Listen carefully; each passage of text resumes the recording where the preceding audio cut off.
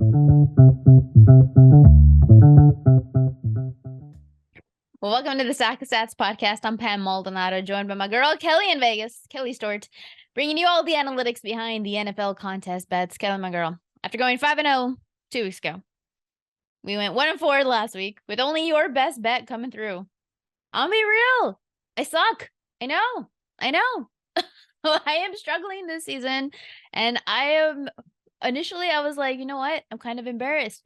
Fuck it. Why am I embarrassed? I am having a difficult season, and I'm okay to admit it. I usually crush college football, and I've never touted myself as an expert in the NFL. But I'm having some difficulty. Is it just me? I feel like nobody's doing well this season, but yet nobody's talking about it.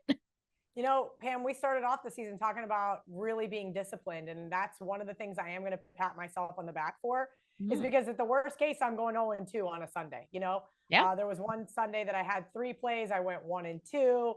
It is what it is, but this is a tough market to beat. So, picking 5 games against the spread, I mentioned I'm in 1. I don't know how I got invited into it or what I was even thinking by accepting it, but it's 7 NFL games against the spread.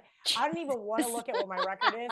I'm actually going to look up the record just so you guys can get a good laugh on what it would be like for me to pick all of those games against the spread. It's ridiculous. It's so hard. It's so hard. The front runners 44-20 in the 7, and I am, oh my God, I'm scared. 28-28. Okay, it's not as bad as I thought it was, but it feels that bad.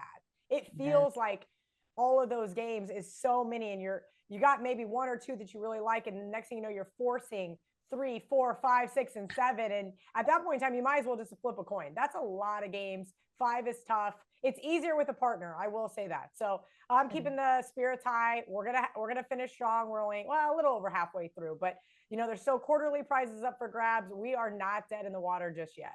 We're not. We are 25-19-1 overall, so we're still having a winning season. Your best bets are 6-3. My best bets fell to 5-4.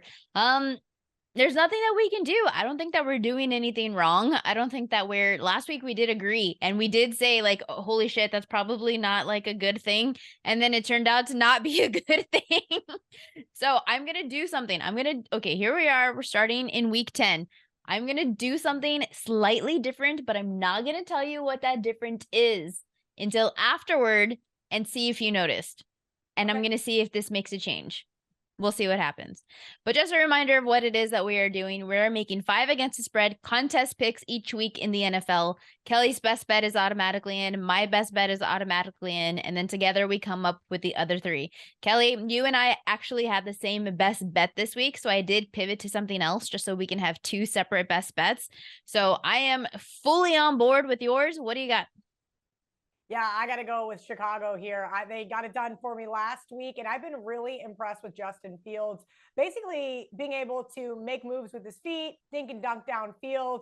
And I think Chicago is going to have a nice, easy win here over the Detroit Lions. Sure, Detroit's defense looked great last week against a banged-up Packers team, but I'm not buying it.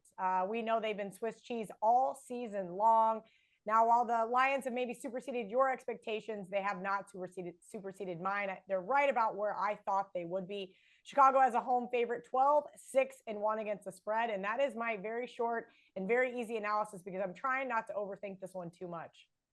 No, I'm fully on board. Like I said, that is also my best bet. Just some nuggets courtesy of Warren Sharp of Sharp Football Analysis, just to kind of help steer this along, is the Bears have scored on 53% of the drives over the past 3 weeks. That is the highest rate in the league. This is just showing you the type of impact that quarterback Justin Fields is having on this offense. He himself is solely responsible for making the Bears offense explosive and dynamic, something that we have not seen since he's been drafted. As a Bears fan, I'm happy to see it. I'm so excited. I love watching this team. I'm finally seeing Justin Fields of college come into the NFL, and it has been just a joy to watch. And the Lions are still the worst defense in the NFL by almost every defensive metric, on third downs and touchdowns allowed. They don't really put quarterback pressure. So in havoc force, there's nothing that you can say that they can keep up. Now, Jared Goff has been a good quarterback this season, and the Chicago Bears defense is not great. So there is going to be potentially a chance here for points. It's actually it's the third highest point total on the board for week 10. So there's going to be some volatility, but I'm in full agreement with you that the Bears, this offense looks good. And you kind of back it until the wheels fall off. Yeah, I was really surprised when you texted me that we had the same best bet, because I thought I was getting a little sneaky here, going back to back with the Bears again, and this time as a favorite. But when you text me, you're like, hey, I haven't heard from you. I'm like, sorry, I'm trying to cram all this work into just a couple of days before I head to the K-State Baylor game. But here's my best bet. And you're like, that's my best bet. She never writes me back, you guys, ever. So maybe I had to change things up this week and keep her on the ropes and make her think that I was going to quit on this. Oh my God, almost thought you did. I was like, oh, well, I sucked. I'm never a quitter. And I understand. I've been doing this long enough, Pam. I know whether it's the roller coaster ride of betting. Sometimes you're hot. Last year, I had one of the best college football seasons I've ever had. I knew this year was going to be a down year. Mm-hmm. And I have to remind myself not to beat myself up over it too much. I just have to stick with the same process. I'm not doing anything different this year than I was last year. Not a single thing. I even bought the same notebook, literally, because I was like, oh, I got to buy the same notebook, the same pins. Yeah, I'm a little neurotic like that. So automatically in is Kelly's best bet, Bears -3, which also was mine, but I pivoted to another one, which I kind of thought would be your best bet, and it's Steelers +1.5 at home to the Saints. In the last 5 seasons, Mike Tomlin and the Pittsburgh Steelers 8-1-1 against the spread as a home underdog, 1-0-1 against the spread this year. Now, the reason why I love Steelers is because it is a short 1.5. To me, is indicative that linebacker TJ Watt is trending towards returning this week back from IR. The 1.5 kind of tells me that he's back in the lineup. Because I just don't see, without him, he just makes such a big difference. But I love the Steelers' defense to do some damage against the Saints quarterback in Andy Dalton. It's clear that the defensive unit is much better when Watt is on the field. He's ranked top 2. In the last 2 seasons, the Steelers have been ranked top 2, first and second in sack percentage over the last 2 years. This year, we have only a 1-game sample size of what has been able to do when he is on the field. His presence alone just creates such a strong dynamic between this defense. And it was against the Bengals, who have one of the worst offensive lines, but it is Andy Dalton. But in that 1-game sample size, we did see TJ Watt put up 1 sack, 1 interception, had a couple of passes deflected. That spells trouble for Andy Dalton, who has thrown 4 interceptions in his last 3 games. He's been sacked 4 times in those games. Now, I know that those were night games, and Andy Dalton in primetime, not swell. Well, I also like to say that Andy Dalton against one of the top pass rushers in the league over the last few seasons is also trouble. So I love the Steelers on a teaser. Yes. So I'm just going to end up also loving the Steelers +1.5. It is a contest, so of course we don't yet know whether TJ Watt is in fact playing this week. But to me, the 1.5 says that he is. What do you think? I did also play Steelers in a teaser. This was not a game that I looked at really hard. You've got New Orleans off that ugly Monday night loss. You've got Andy Dalton under center, which is super frustrating. That tells me that maybe they just have zero faith in Jameis Winston, and that's not a good thing. They chose to play Andy Dalton over a healthy Winston. Yeah, and that's never good. But I will say this, Mike Tomlin as a home underdog has made me money for years. That's why I thought the easiest spot for this, Steelers in a teaser. Keep it within a touchdown at home, no problem. Hopefully Kenny Pickett does not commit more than 1 turnover. How about that? I'm gonna keep it like just as a normal thing, or at least he stays within the number of turnovers that Andy Dalton has, and I'm with you here. Steelers was on my very long list, but I went with the teaser as opposed to playing them outright. So then those are 2 best bets that are automatically going into the card. Bears -3 against the Lions, and Steelers +1.5 off a bye to the Saints. So then a couple of other options. I know that you sent me your list. If you want to go ahead and run through those. One of them was the Colts, +6.5 at the Raiders. I mean, I gotta be honest, I don't love this. So there's a couple of things that I agree. We're talking about Jeff Saturday, and he's the new coach for the Colts, and he's never been a coach of anything like a high school team, I think, that didn't even have a winning record, and he's been an ESPN analyst. So I'm not going to like say everything that's already been said about Jeff Saturday coaching the Colts. But what I will say is that the Raiders, What have I said about Sam Ellinger, the quarterback for the Colts? He is terrible under pressure. He is one of the most sacked quarterbacks, not just in college, but it's been proving that he's now becoming one of the most sacked Yeah, quarterbacks I was in just the in NFL. Gillette, and he was on the ground quite often, particularly in the end zone that we were sitting in. But now you're going up against the Raiders, who don't have a pass rush And don't have much of a defense. and don't have much of a Listen, I don't defense. love this spot. We know that the Raiders are down a couple of key guys here. I don't trust the Raiders as a favorite. I don't really want to take the Colts. It's just one of those straight numbers plays, if you will. I don't trust this team at all. If you want to look for like some trends and angles, yeah, sure, that can support you. But this is not a traditional Colts team.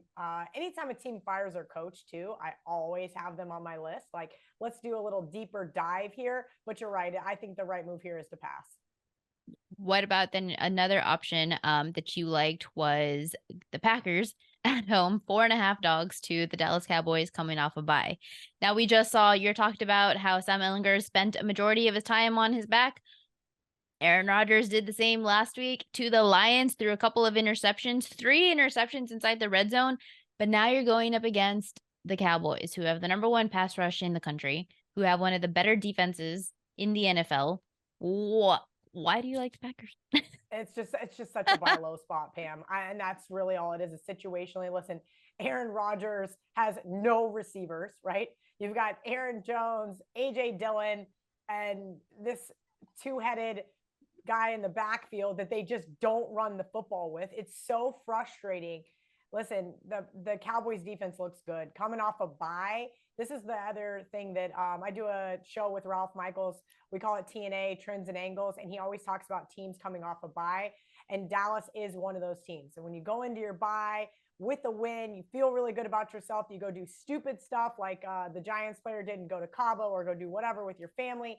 You eat a bunch of food, you take a break. Sure, you can heal some of those wounds, but I feel like the Cowboys really aren't that excited to be going to Lambeau right now. And this is a Packers team that has to do something.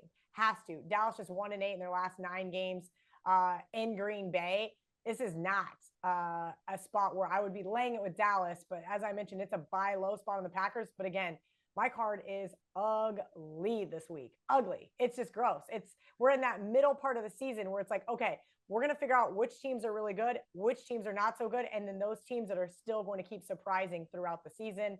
The Falcons peaked a little early. We saw last night on Thursday Night Football. Maybe the Panthers haven't quit just yet. So I would say that for about most of the NFL teams, but come week 13, 14, we may start seeing some tanking, if you will.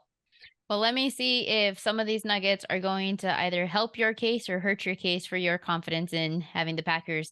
The Cowboys are a league best 13-4 against the spread as a favorite going back to last season. They're 3-0 against the spread this year as a favorite.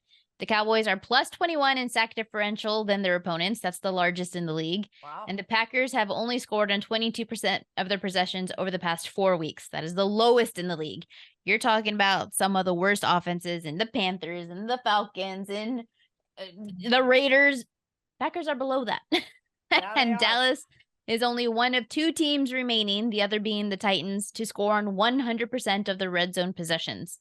So do either of those help you feel better about buy low spot? Is this really even a buy low since it's only 4.5? That's kind of the whole point, right, Pam? Is if you went into a bar with a bunch of guys who knew anything about sports betting, and this is kind of like a fun game I like to play with my buddy Ben. What do you make the line? We're sitting at my buddy Chris's counter the other night after K-State loses to Texas, and I go, Baylor game's going to be 3. And he goes, what? I go, Baylor game's going to be 3. This is not up for debate. I didn't have a computer in front of me, nothing. These are the kind of things you start to see patterns. And we've talked about that line of 5, 5.5. And last week they ended up going 1-1. That being said, this is going to get to 5. And in the contest at 4.5, I'm okay with leaving it because I do think the Packers are going to put up a fight.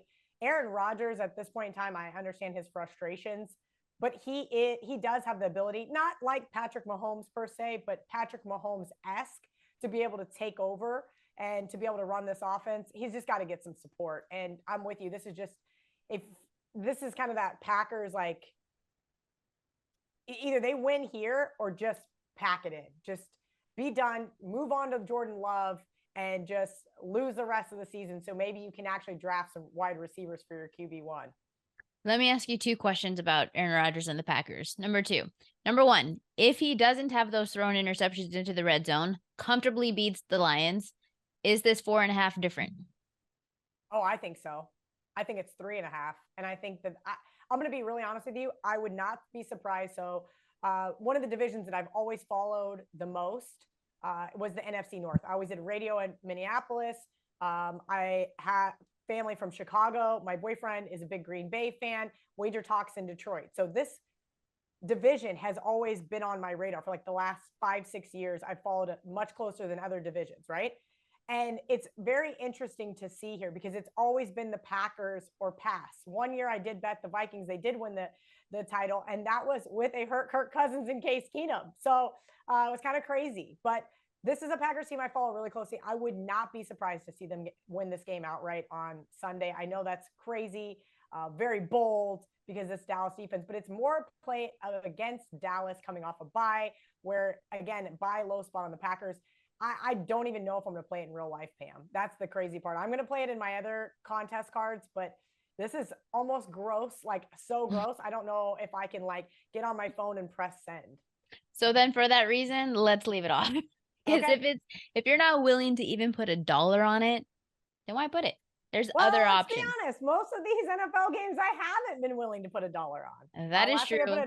I put dollars on 2 games. I went 1-1, lost on the juice. And I think it's better if I just stick with one game every Sunday.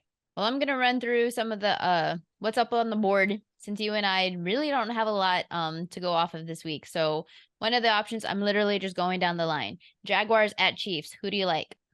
I like the Jaguars, and I have a reason right here. What do I got? Off an overtime win at home, teams are 35.5% against the spread the following week. Just a very broad, generalized term. I watched that Chiefs game. I was with my buddy who had Chiefs in Survivor, and I tailed another buddy who was sitting across the room with Titans plus 12.5, and it was quite the conundrum. It was a really fun game to watch, but Patrick Mahomes took over. You gotta wonder what they've got left in the tank there after that one. Hard-fought win at home. I'm trying to remember who the Chiefs have on deck. I feel like it's an important game on deck. They have the Chargers. Chargers on deck. There we go.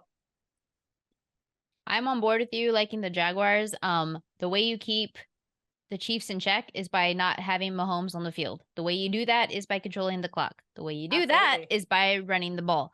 And while the Jaguars have a newfound rushing offense in Travis Etienne, he's found his groove. He's rushed for at least 109 yards in 3 straight games. And the Chiefs are supposed to be top 5 against the run, but are they really? Because they gave up 115 yards to Derrick Henry. To Josh Jacobs for the Raiders, they gave up 154 yards. And to the Colts, Jonathan Taylor, even though he only had 71 yards on that game, he had 21 total attempts. The Colts had the time of possession the entire way, 33 minutes to 26. All of those were not 9.5 margin wins. So Mahomes, we know, doesn't need a lot of times to score touchdowns. But if you can control the clock with the ground game, and that is how that you can do it with Travis Etienne, then I fully agree that the 9.5 is too much on the road, too much for a home team that is looking ahead to a division rival next week. So Jags plus 9.5. You want to pencil that or you want to lock it in? We're locked and loaded, Pam. I think this is going to go pretty smoothly.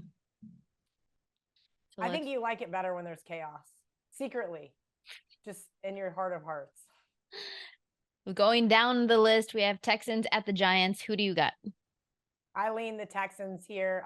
It opened, 5.5, maybe even 5. It opened 6.5, and then it's already down to 4. Yeah, 4.5 in real life, it looks like right now. Just open that up. This is a Giants team that's got plenty of rest. As I mentioned, one of their players went to Cabo with his family and broke his hand.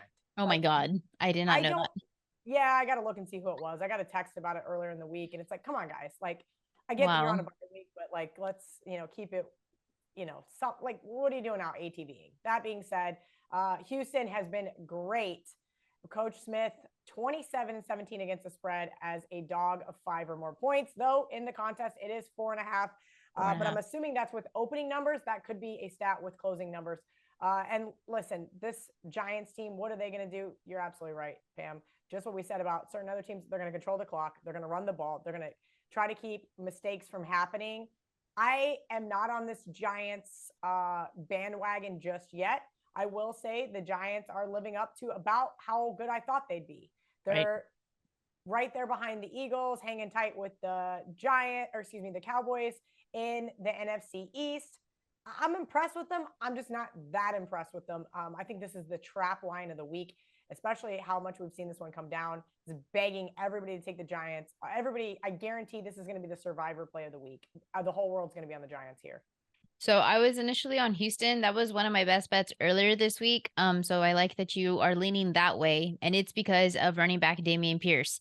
My question mark, we saw him rush for 139 yards against the Eagles. He's done that twice this season, rush for 100 or more. My concern is that he's done it twice at home. But he did have 90 plus back-to-back road games earlier in the season, so against the Jaguars and the Raiders. And the Giants have the second worst rushing defense in opponent yards per carry. I love all of that. My question to you is, he was on the injury list. He was limited both on Wednesday and Thursday, but I see no indication that he won't be playing for Sunday. So do you see anything in your injury list, in your history right now, that says that he may or may not be? I have a giant question mark on my end here, Pam. And that's unfortunate. But again, we talked about the time of possession battle, and now I start looking at it. I think the Texans might be able to win the time of possession battle against the Giants.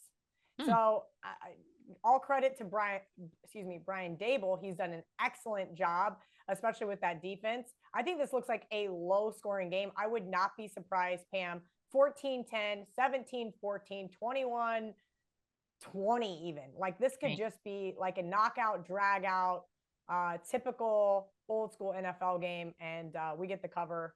Whether ground and pound, because you have two high rushing offenses. They both, what do the Giants do? Nothing but run. What do the Texans do? Now, hopefully nothing but run. And then what are the worst defenses? Actually, I mean, they're both terrible against the run. So we may just see run. Yeah. Now I'm not sure if any of that converts into points. To keep the turnovers at bay. And I think that that's a possibility here. But I do like the Texans here. I really do. I think that let's pencil it in, because it doesn't seem like you're like super strong on that. I'm frustrated that we got 4.5. I'll be honest with you. No, I agree. When I said it earlier, I have another show on Tuesday. The line that I shared on Tuesday was 6.5, and now you're giving me 2 points less. In the NFL, that shit matters. Yeah, all the time. So I'm definitely on board to like pencil it in case we don't have anything else. But let's run down the board. Browns, Dolphins. Who do you like? I've seen a lot of guys on the Browns this week. Now, I don't have a big opinion. I did bet against the Dolphins last week because I thought the Dolphins were getting just a little bit too much love. Reverse line movement. Money's been coming in on the Browns.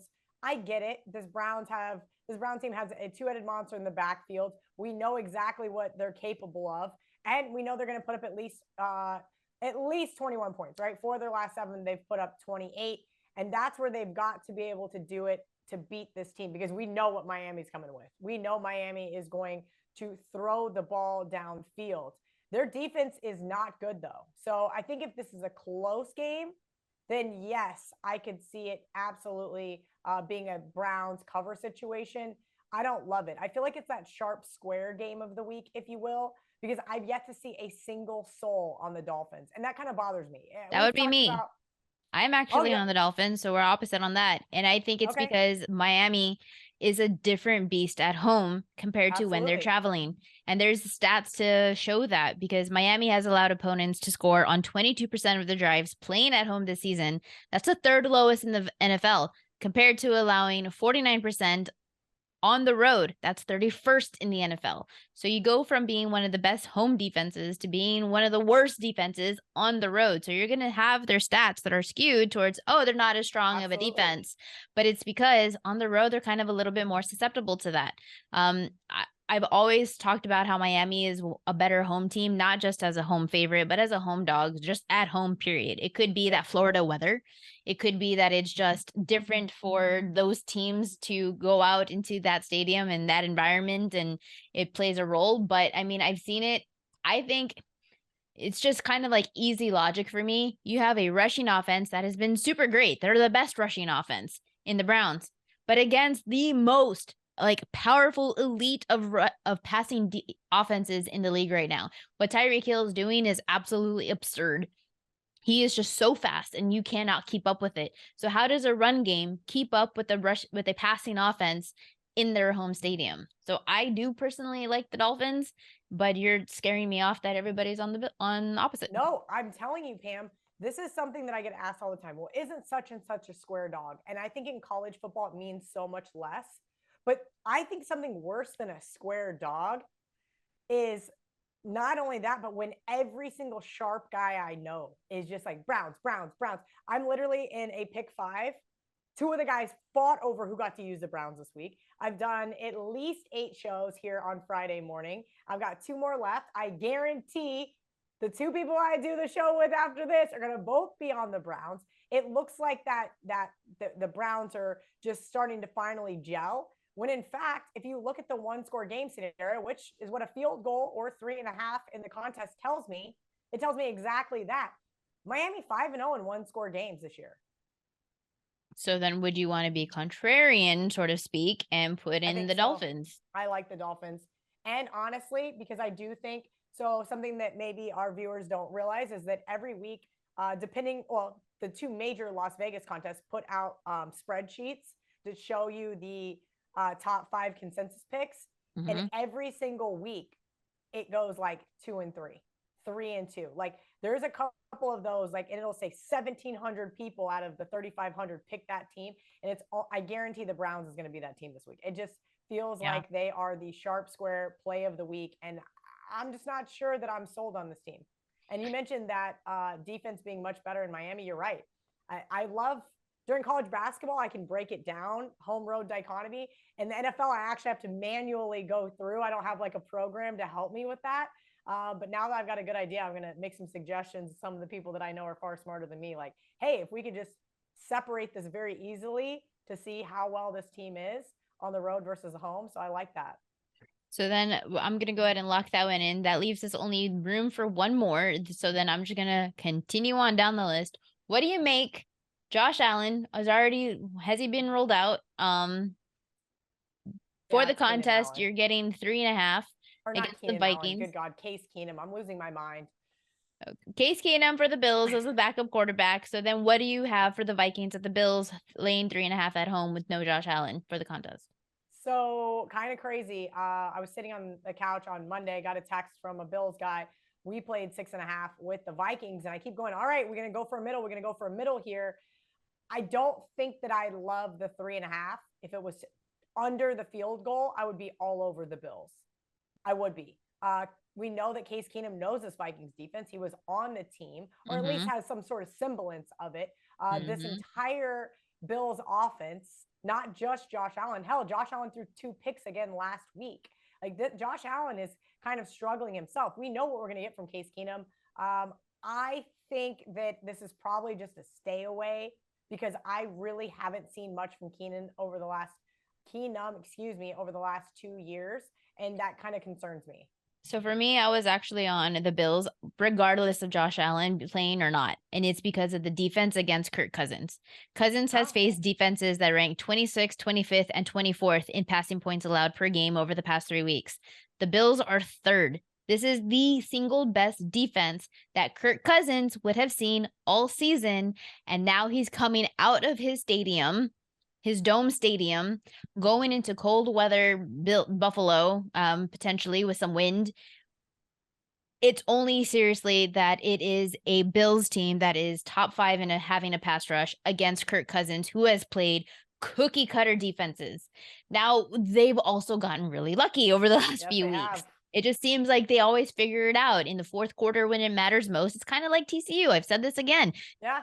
Kirk Cousins and the Minnesota Vikings are the Max Duggan and TCU of the college football. Like, it's just the same. That's a really good comparison. They're playing against backup quarterbacks, and in the fourth quarter, it just happens for them. If you want it as a stay away, we can definitely do that because sure. I'd prefer to stay away of that one. I think the only other one I have left, I have 2 left on my list that I sent you. is the next one coming up. And then, yeah, we can go over both of them if you'd like. Yeah. What is it? So Denver Broncos +3. I Now, was just we going to all ask know, about that because we that all know how wasn't on much I your hate. list, but we know how much I you didn't love the send you the Broncos. Broncos. Are we sure? Yeah, you sent me I'm 3 pretty sure. teams. Maybe I missed it. Bears, Packers, Cardinals, Texans, Broncos. Ah, In there you that go. order is So what I wrote. Broncos. All right. So I do like Cardinals more than the Broncos. I will say that this Broncos team's rather frustrating. This would be more of a play against the Titans, right? We just talked about how hard fought the Titans just squeaked out a loss, if you will, in overtime against the Chiefs. Now they just have to play Denver. I'm not sure I want to die on this hill that Ryan Tannehill is some great quarterback, because he's not. But I do think that he is still an upgrade here. And that's kind of my one concern, particularly at home. Broncos are off a bye. Now, I did say that it is conducive to usually fade teams off a bye, but the Broncos are one of those asterisks. Last 5 seasons, they've won and covered off a bye, which is rather interesting. That doesn't mean they will here, but at least it kind of goes against that trend that I spoke about earlier. Titans coming off back-to-back road games. They're finally at home. Just a short line. I lean towards Denver here. As I mentioned, it was the last one of my list there. So I actually like the Broncos more than the Cardinals because on the injury list for the Cardinals, the entire offensive line. And I know that the Rams aren't going to have Matthew Stafford, but it's still one of the best passers. It's Sam Darnold against Kyler Murray behind who? Very good point. Who's going to defend him? Like, who's going to protect him?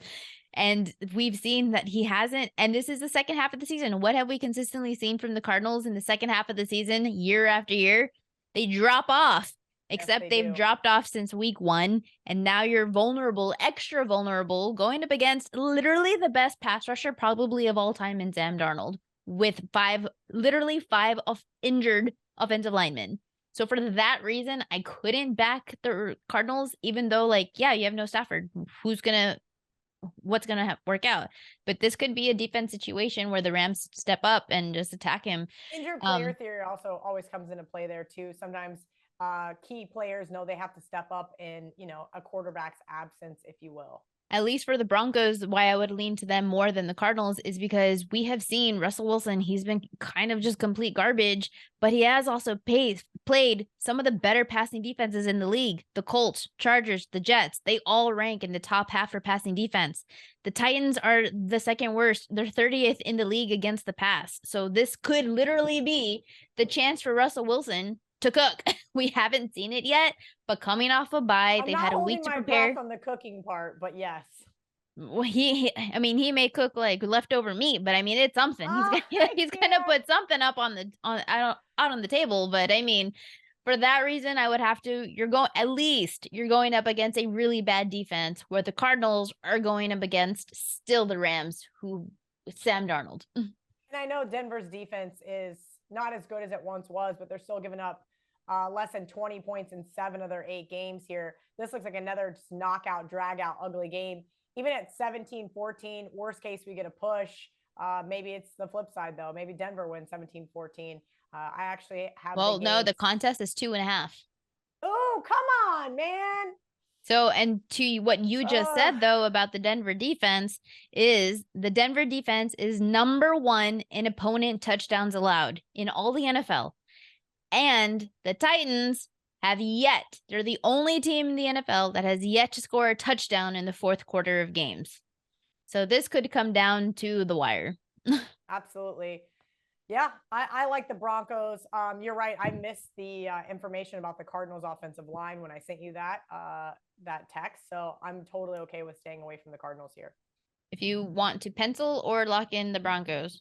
I think we lock it in, and that's our 5th one. Is there any other one that you potentially may love more? We didn't talk about the Commanders to the Eagles. You're usually a big commies girl. The Chargers. Yeah, I can't wait to bet the Commanders in a divisional game on Monday night when everybody's trying to give Philadelphia the Lombardi already. This is Taylor Heineke is doing better, right? He's 3-0 in his last 3 weeks. Yes. And this defense is not giving up a ton of points. 11 is a very weird number. It is. Where I in didn't the know what hell to did do they with get that. 11? It felt too easy to like just take right? Commanders. It just seems so like that's easy. a lot of Here you points. go, Kelly. This is like you're getting a divisional underdog here. You've got a serviceable quarterback. What could go wrong? Chase Young is maybe back in the lineup. Yeah, I even put Scary Terry on my bench this week. I don't want anything to do with this Washington team facing an Eagles team who has just absolutely obliterated their opponents. It's been a tough stretch for Eagles fans, but they're finally getting some momentum going here, and I'm not sure I want to step in front of that freight train. Other games we didn't talk about: Seahawks, Bucks, and Chargers, Niners. Is there either of those that you would like better in place of what we've got? So this is our first Germany game ever, right? Ever in the NFL. That's the first trip there. It's kind of a weird thing. And you've got Seahawks, 6th road game in 9 weeks, 6 a.m. West Coast start, or I guess 6:30, sorry. I just don't know if Tom Brady's off the field issues, whether it's his divorce, whether it's how FTX banged up his body is, whether it's actually his defense. Yeah, he came from behind last week in a revenge spot. Congratulations to him. But I don't love Seahawks in this spot. I initially had them on my long list, but maybe they've peaked, right? I actually liked the Bucks in this spot. I'm with you. I liked the Bucks in this spot because it's kind of a similar situation to the Rams. Their offenses may be trash, but they still got their defenses. And this is easily the best defense that the Seahawks have faced. So it's now, again, in a prove it to me situation that, one, Geno Smith knows how to travel. He's never done it himself as a starting quarterback. And then, like, at least this far of a distance. And, like, 2, you're going up against now a solid pass rush. And 2, one of the stronger defenses in the league. So there's kind of like multiple check boxes that you have to check for me. Stay away, sure. Yeah, Chargers I think it is. I have the Seahawks in a teaser from earlier in the week. I don't love it. I really don't. Speaking of square dogs, I think they are going to be the squarest dog, and rightfully so. They've been making tons of money for people all season long. The Bucks, I just have some question marks. You know, Tom's been pretty solid. He hasn't been intercepted since week 1. I just feel like maybe we might see one of those games from him here. The tide's turn. He gets thrown out of his rhythm. Remember why I bet against him in prime time? Right. Whenever Tom gets thrown out of that rhythm that he's very accustomed to, he doesn't do very well. So it being in Germany is pretty much the deal breaker for me, taking the Bucks here. Okay. So you want to lock in our 5 then? I think we got it. The Bears, Steelers, Jags, Dolphins, Broncos. Dolphins, Broncos. Okay. Sounds good. All right. Well, then those are our 5 against the spread contest picks for week 10 of the NFL. Bears -3 against the Lions. Steelers +1.5 against the Saints. Jaguars +9.5 against the Chiefs. The Dolphins -3.5 against the Browns. And the Broncos +2.5 against the Titans. I love our card. I'm pretty happy with it. I'm not going to lie. Nice little mix here. Couple of favorites, 3 dogs. It always seems to work out well for us that way. So then that's it. You do make sure to follow Kelly on Twitter at KellyInVegas. You can follow me on Twitter at PamelaM35. Like, subscribe. Let us know what you think about our picks this week. Send us all of the good vibes because we need them. And I trust y'all that y'all are going to come on through with that. So that does it for another episode of Sack Sets.